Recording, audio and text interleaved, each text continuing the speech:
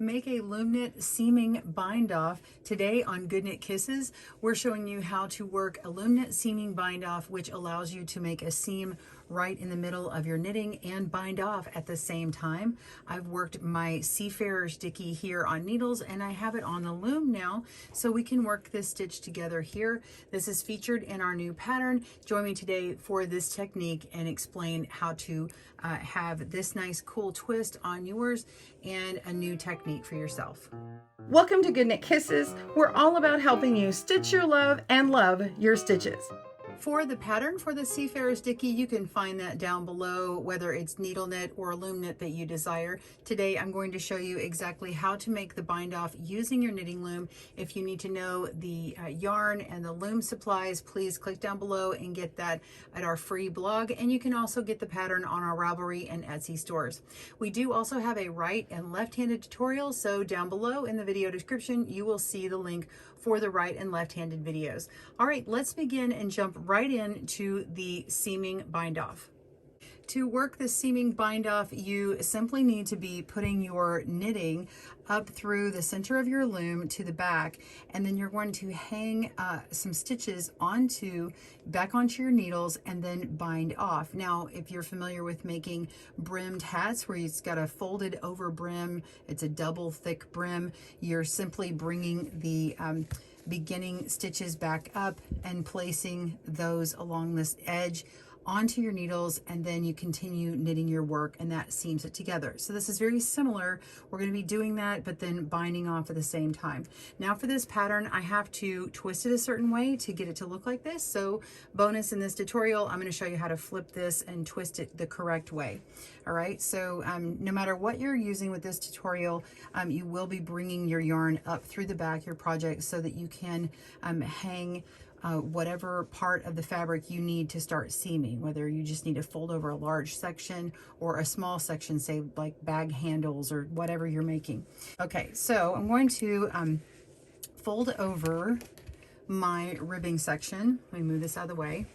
All right, so I've got my right side or front of my fabric here, and then this is the wrong side or back, and we're just gonna fold this in half like that. And I'm ignoring my garter section here because I'm going to be seaming this first ribbing back here, but I need to do it on the opposite side so that I have it twisted like I'm doing here. So if you're not twisting anything, don't worry about the twist part. So you're going to be pulling this up through the back of your loom. In this case, I actually have a flexible loom, so I can just open it up. You don't have to have a flexible loom to do it, but it'll be easier to show you on camera here too. So I'm going to pull it up here, and then you can see I have my working yarn on this side, and I'm going to go to the opposite side over here, and we're just going to work from this edge here. I'm going to take this edge and we're going to flip it over. Okay, so we're technically looking at the wrong side here. I'm going to flip it over and we'll turn it to the right side. And I put a stitch marker on here so you can see where that right side was.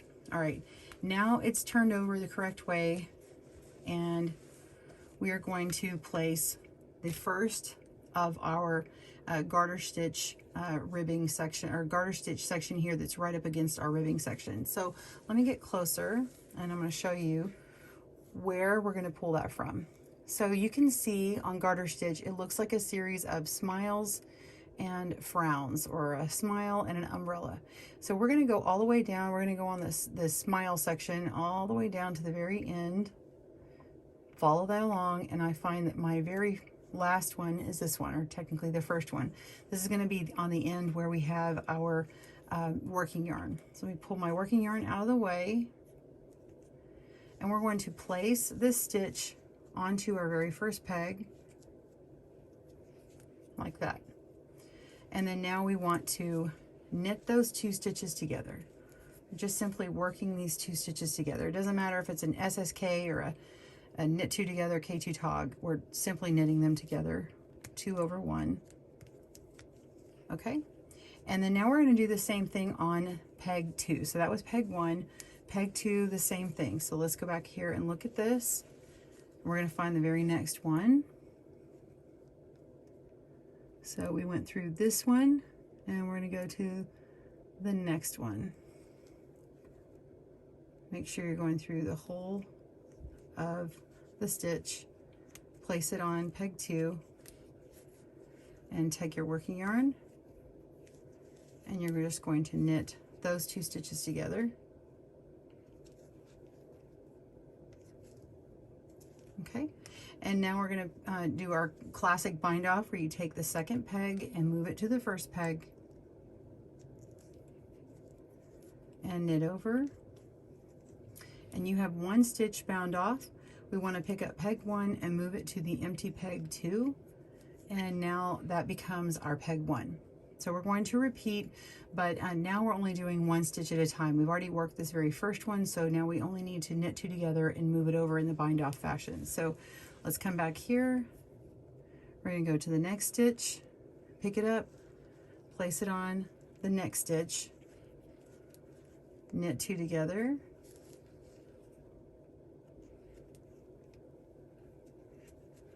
pick up peg 2, place it on 1,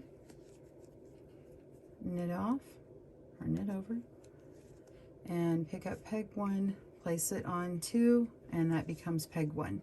So you continue repeating all the way down. Just carefully look at that first row and whatever looks like the next smile. This kind of stretches out a little bit, so if you see it stretched out a lot, that's really the one that you just used, and then go pull on this next one, always skipping that first peg, go on to the second one, knitting these 2 stitches. This is the last one we'll do, and then we'll get down to the end here. Okay, move peg 2 over to peg 1, knit off. Okay, pick up 1 and move it over. Okay, so you just continue all the way down until your last peg. Pause your video and I will meet you there. And let's say that you had too many stitches on the back. You had maybe 1 more stitch on the back than you do on the front. You can just simply pick up 2 stitches, like pick 1 up, put it on here, or on here, and then pick 1 up and put it on here again, and then you're knitting 3 stitches over 1, and then it will ease that up as you get down towards the end. If you have more stitches in the front than you do in the back, then you're going to just simply work this next stitch as normal rather than picking up another one and then continue on. You can do them on the very ends if you need to, a few stitches from the end, and then that will ease that up and you'll have a nice line. So you can't see it right here because it is Loom Knit. It's hard to see, but it is going to do a nice little bind off, and I'll have, we'll get it upside down. It'll have this sort of chained edge to it. It's just like a regular bind off, just all along the edge here, and it kind of mimics that garter stitch, but it's going to have a little bit of a ridge to it. All right, pause your video and we'll see you for this last part. See you soon. I do want to interrupt just for a moment and say that you can go ahead and place all your stitches on one at a time before you start binding off. And I just want to acknowledge that, yes, you can do that, because I know that I'll have some people ask me. So I just went ahead and placed several on here, and you could go all the way to the end if you like to. That works fine too. All right, we'll see you in a moment. Okay, I'm on my last few stitches. This very last one was picked up from the edge. It's the very, very edge stitch. And if you find that you couldn't find the one for the stitch before that, it may have just gotten really pulled tight. Typically, you're pulling those stitches, and you may have found that as you pull one, the one next to it gets really, really tight, and so on and so on. So just hunt for it. It's there. All right, so we're just going to go ahead and knit those 2 over 1 and pick up and move that over, and at the bottom over the top. All right, then you can just pull a nice long loop and go ahead and cut your yarn and pull that on through. So now all you have to do is weave in your tail here, and of course your any other beginning tails, and you have your finished seamed off binding, or seaming bind off. And if you're working on this particular scarf, you can see that now my right side is now actually the wrong side, and when you wear this, this will be, the seam will be at the back, and then this will be the front, and it's very invisible. You don't see that. So enjoy this with your projects, and then you'll just flip this over for this particular pattern, and you can see that my rib stitch is nicely along the neck for this particular Dickie here. And anyway, I hope that you enjoy. I hope that really made sense to you and helped you out for your future projects. And if you want to check out the Seafarer's Dickie, please check it out at the link below. Tag us on Instagram at GoodKnit Kisses, and we'd love to see what you make. We'll see you soon. Happy knitting. Thanks for joining us today, where we help you stitch your love and love your stitches. See you again soon.